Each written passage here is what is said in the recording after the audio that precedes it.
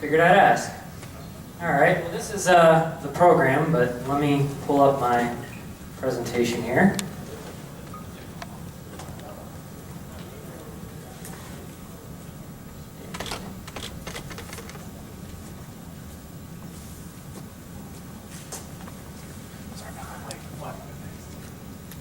Okay, this is Blackcoin and Black Halo. If you guys have not heard, I'll walk you through it.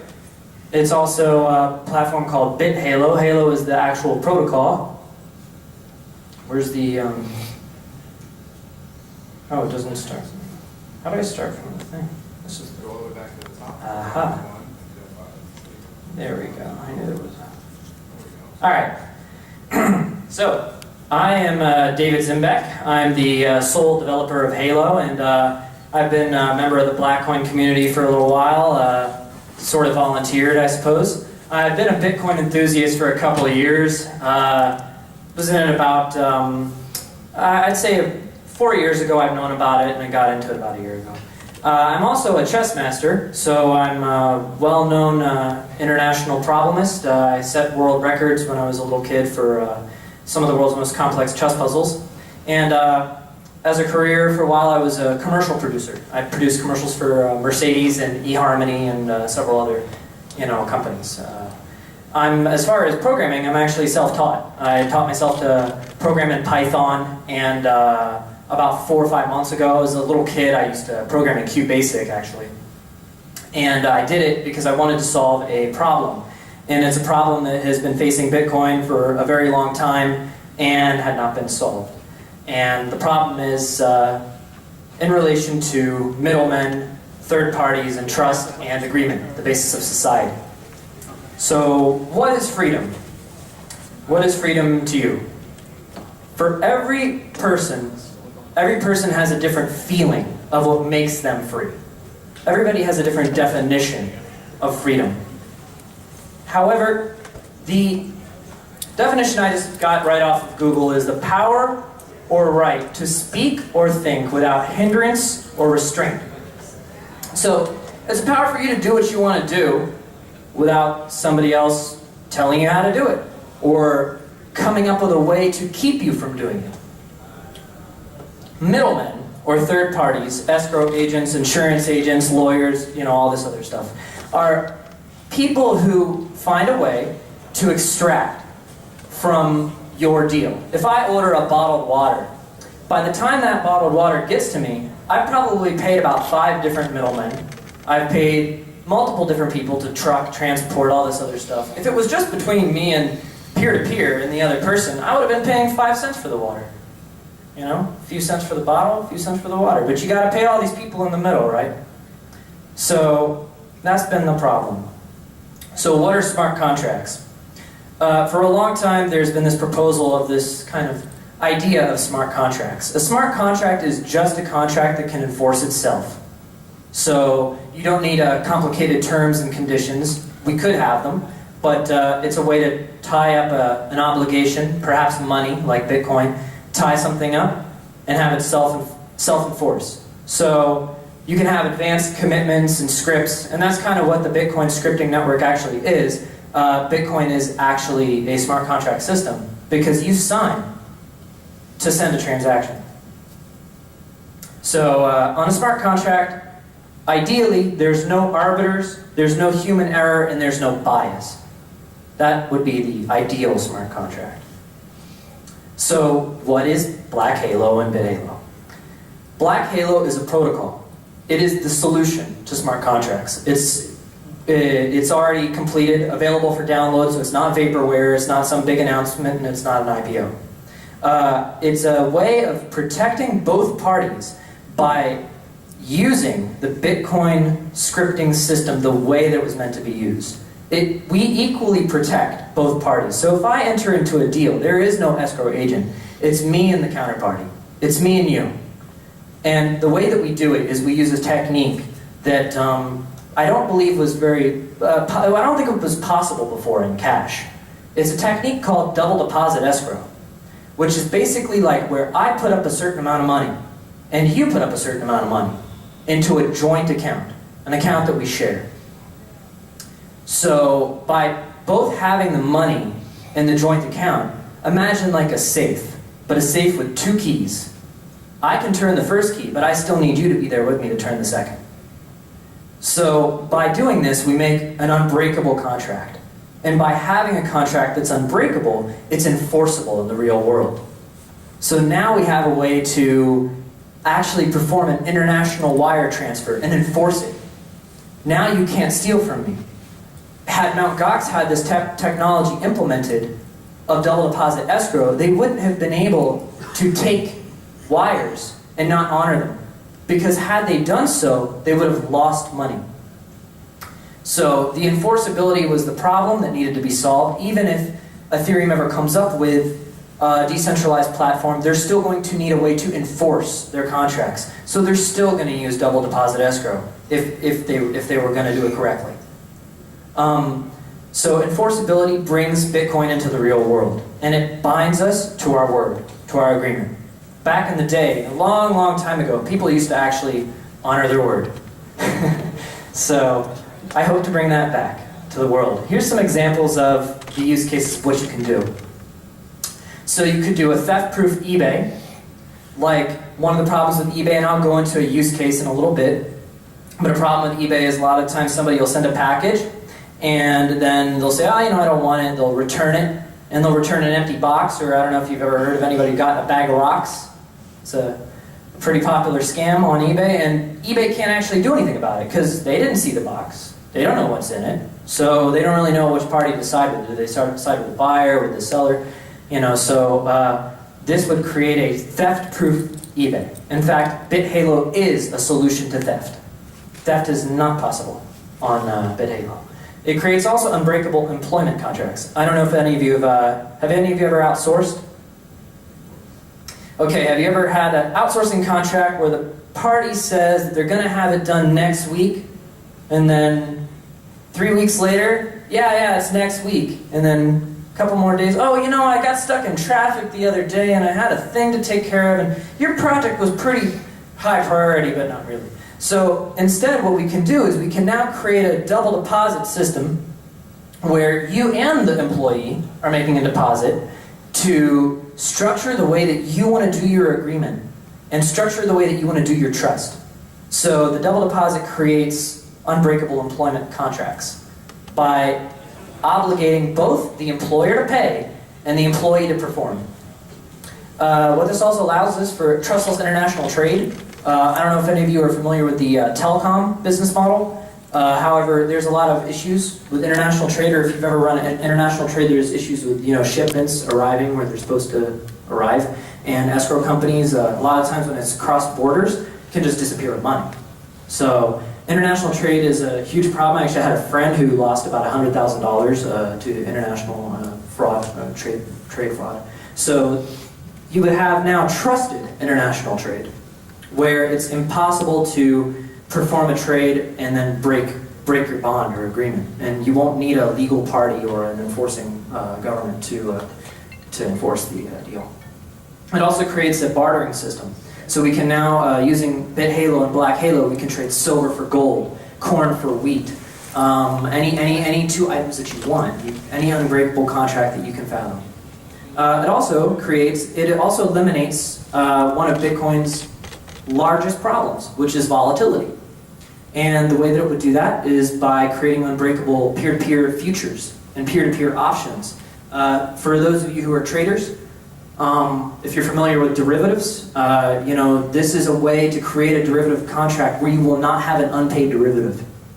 Because now if you do, there's a timer on the derivative and it runs out and destroys the deposits. So how does that actually work? Is it like magic or something? So I'm not receiving a fee for this service, first of all. It's a free service.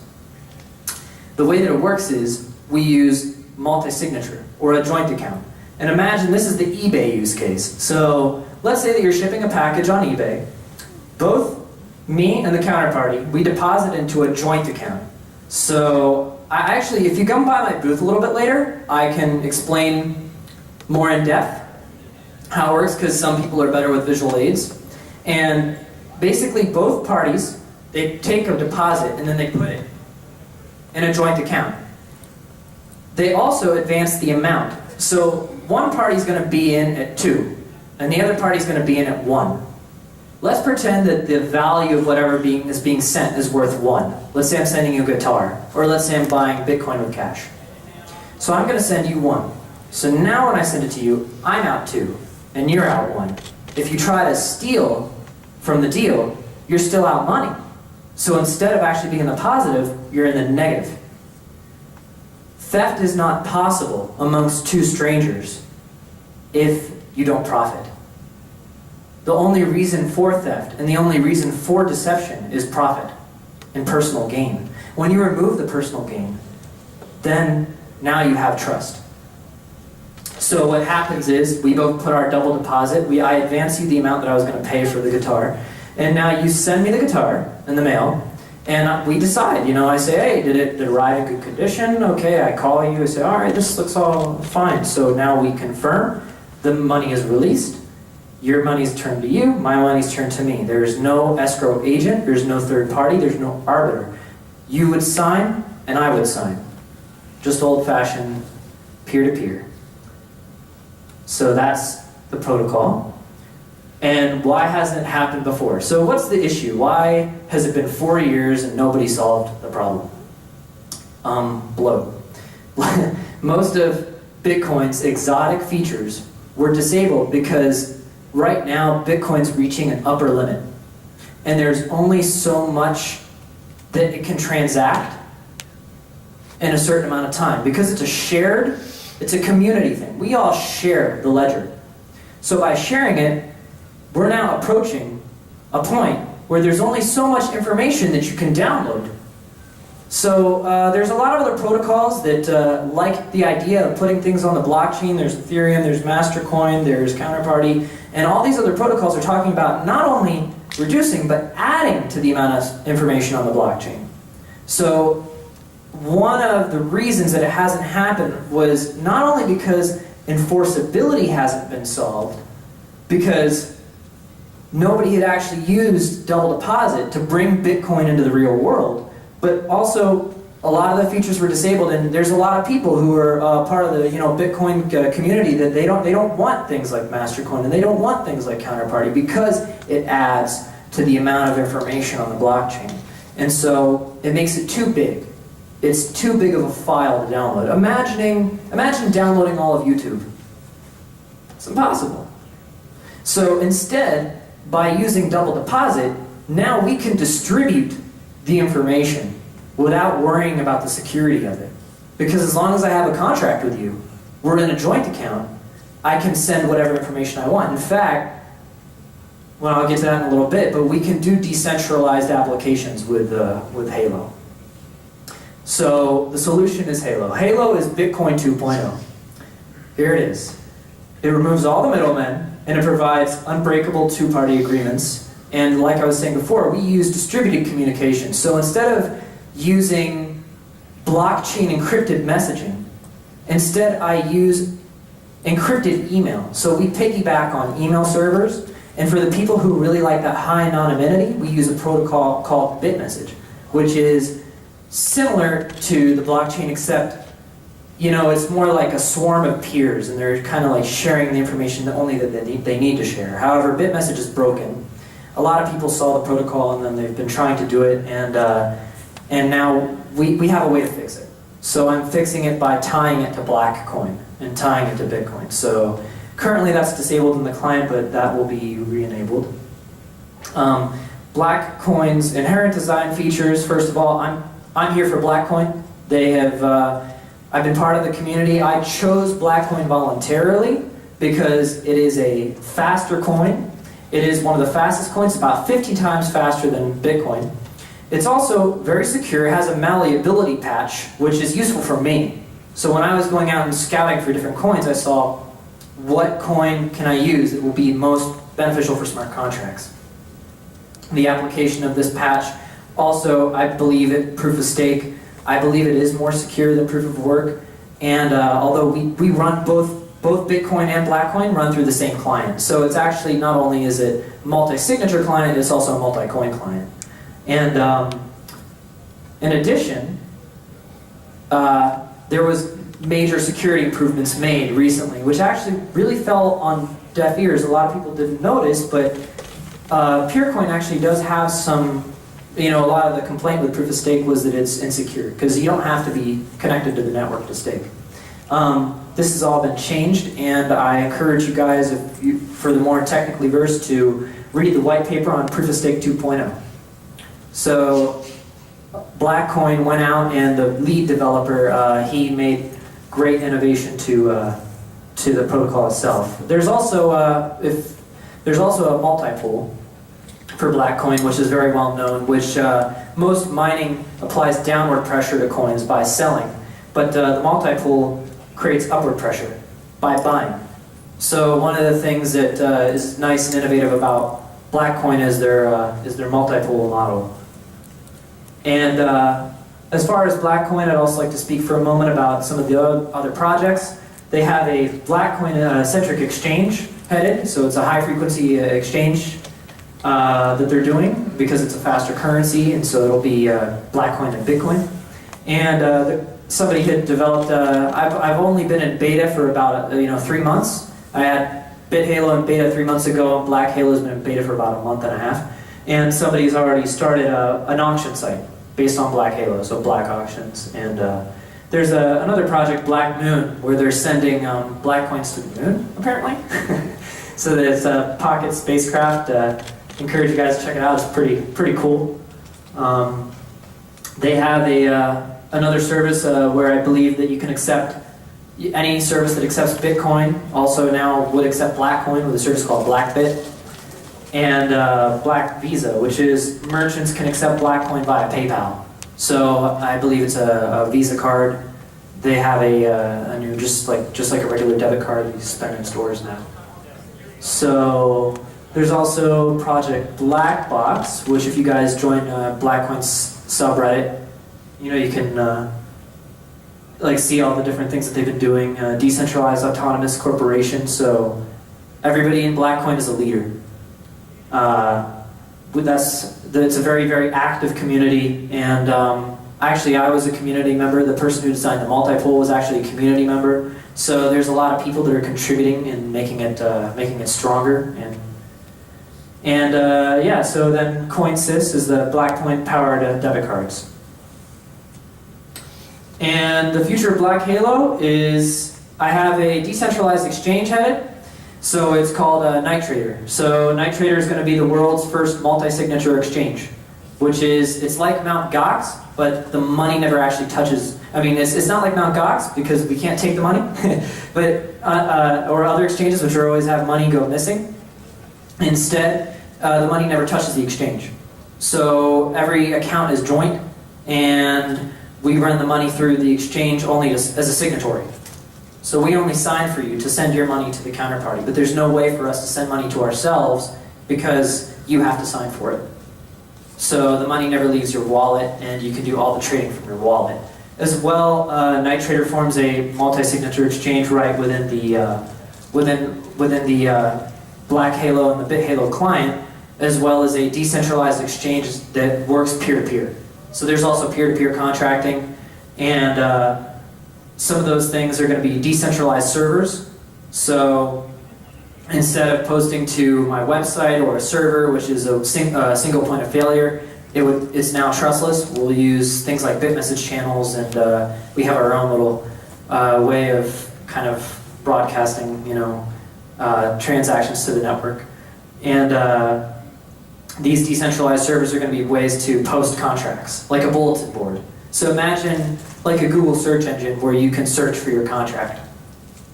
So if you want to search for silver, you could do it. If you want to search for Dogecoins, you could do it, etc. Employment.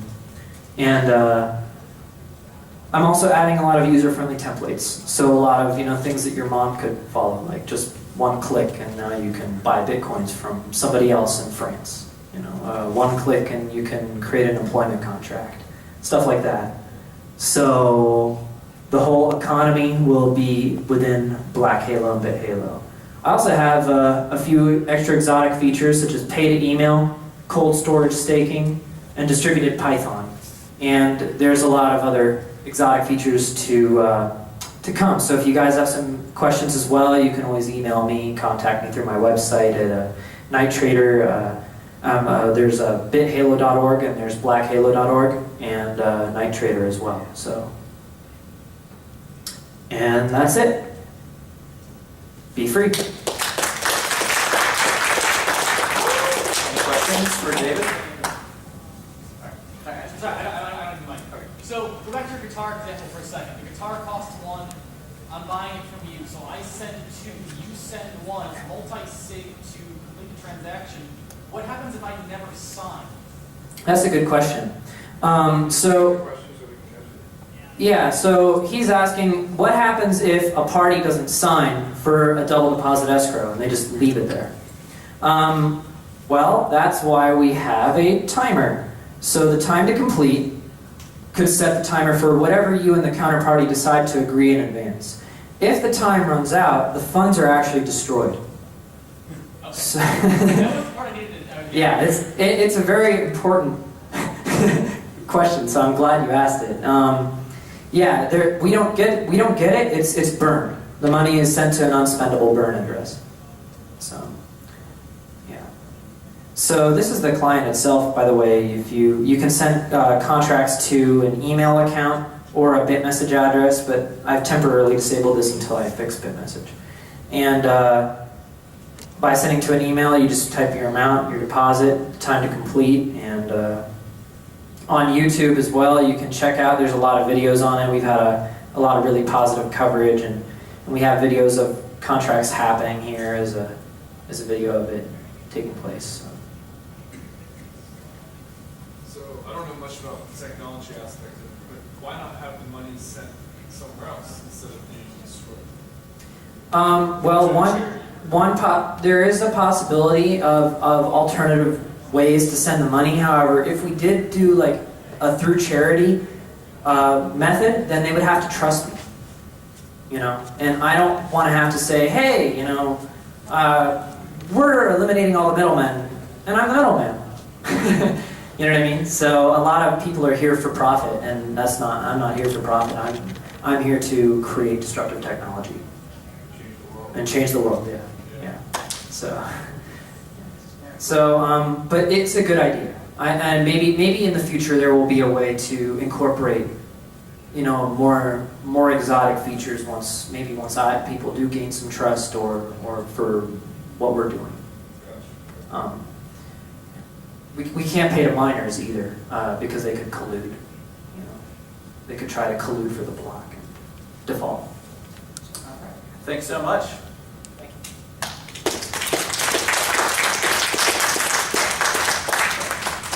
Okay, and we're also going to do our next presentation at this monitor.